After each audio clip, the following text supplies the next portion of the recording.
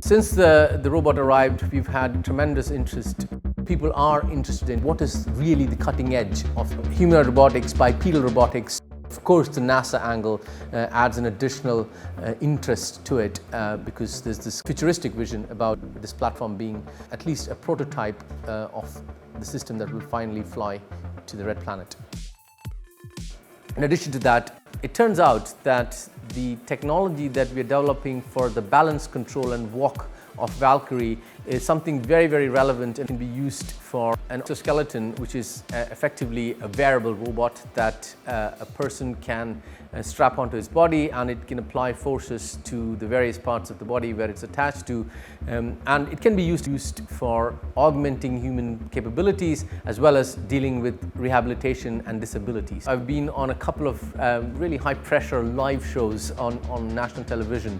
I was invited to BBC Breakfast show where I was asked to talk about cutting-edge robotics with Valkyrie as well as prosthetics.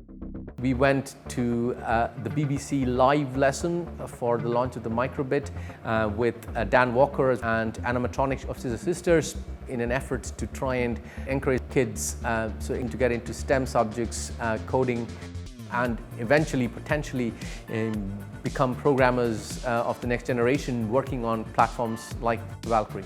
We've been approached by various print and magazine media and BBC, STV, so we hosted a number of those visits.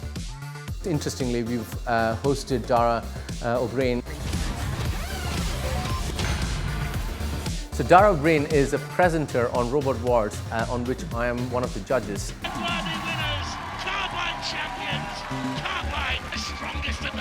Dara was presenting the new series of BBC Stargazing Live with Professor Brian Cox. One of the things they were investigating were technologies that is relevant to space travel, astronomy. The Valkyrie is the astronaut of the future. The next great landmark in space exploration is putting a human on Mars. But before we walk on Mars, she walks on Mars. It's a lot of stress for people working on the project. When you have real hardware, it's always an interesting struggle. So we've had a lot of stress, including when BBC were covering this and we had a Facebook Live on BBC's site. We were responding to live questions on the fly. One of our viewers, hi Julia, wants to know why base a robot on a human body? Why human shape? Every time media comes in, you turn on the hardware, you do a lot of repeats, sometimes the hardware breaks. She appears to be dancing over there and she's still very stable, so there's obviously a lot of work gone into that. Because it's a complicated piece of hardware, there's a chance that things go wrong. What I'm going to do now is to do the exciting part of trying to do something like Houston to space station or ISS. We're going to actually get a robot moving halfway across town by commands that we're going to send from here. Hopefully things will go without hitch. That can create lots of stress for people trying to run the demo. Having said that, it's a unique opportunity to inspire young students into STEM subjects, get them excited about coding. So rather than just telling them, here's how you write a Python program or a C program, show something in action. It's the same kind of technology that has been developed so that the robot could be operated from the other side of the solar system.